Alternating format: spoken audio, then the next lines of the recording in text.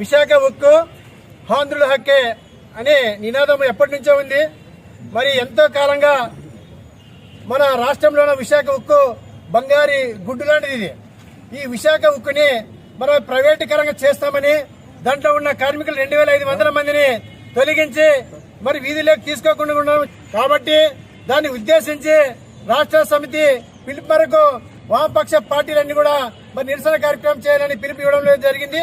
అందులో భాగంగానే మరి మన పట్టణంలో కూడా మరి మన కార్యక్రమం చేస్తున్నాము. ఈ యొక్క కార్యక్రమం ఉద్దేశించి మరి సిఐటియు రాముడు గారు మాటతో కూర్చున్నాం. వ్యాప్తంగా చేపట్టినటువంటి వామపక్ష పార్టీ కార్మిక సంఘాల ఆధ్వర్యంలో విశాఖ ఉక్కు పరిశ్రమలో పనిచేస్తున్న కార్మికులను 2500 మందిని తొలగించడం సిగ్గుచేటు. ముఖ్యంగా మరి ప్రాణాన్ని పణంగా పెట్టి విశాఖ ఉక్కు పరిశ్రమలో ఎంతోమంది కార్మికులు మరణించడం జరిగింది. మరి మా విశాఖ అభివృద్ధి చెందుతుందని అక్కడున్న ప్రజలు, రైతులు ఎకరాల స్థలాలు ఇచ్చి ఉక్కు పరిశ్రమను కాపాడుకున్నారు.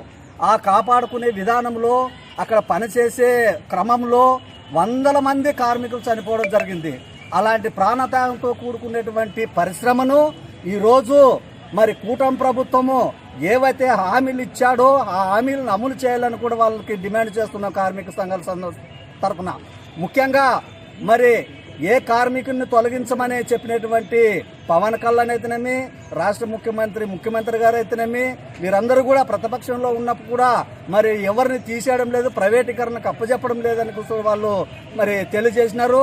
మరి అటువంటప్పుడు ఈరోజు అన్న చెప్పినట్లు సంవత్సరం సందర్భంగా మేము అభివృద్ధి పనులు చేశామని చెప్పుకుంటూ గొప్పలు చెప్పుకొని మరి పండుగ చేసుకునే ఈ కార్యక్రమాన్ని మరి మేము పూర్తిగా వ్యతిరేకిస్తున్నాం.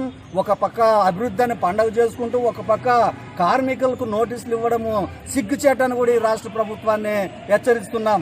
ఇప్పటికైనా తొలగించిన కార్మికులను విధుల్లోకి తీసుకోవాలా, వాళ్ళకి పెండింగ్ లో ఉన్న 8 నెలలు వేతనాలు ఇవ్వాలా, ఇవ్వలేని ఎడల మరి ఖచ్చితంగా కార్మిక సంఘాలను కూడగట్టి పెద్ద ఎత్తున ఉద్యమం చేపట్టి విశాఖ ఉక్కు కార్మికులను కాపాడుకొని మరి విధుల్లోకి తీసుకునేంత వరకు కూడా మేము ఉద్యమం చేస్తామని కూడా కేంద్ర రాష్ట్ర ప్రభుత్వాలను హెచ్చరిస్తూ నాకు అవకాశం ఇచ్చినటువంటి అధ్యక్షుల వారికి ధన్యవాదాలు తెలియజేసుకుంటూ సెలవు తీసుకుంటున్నాను.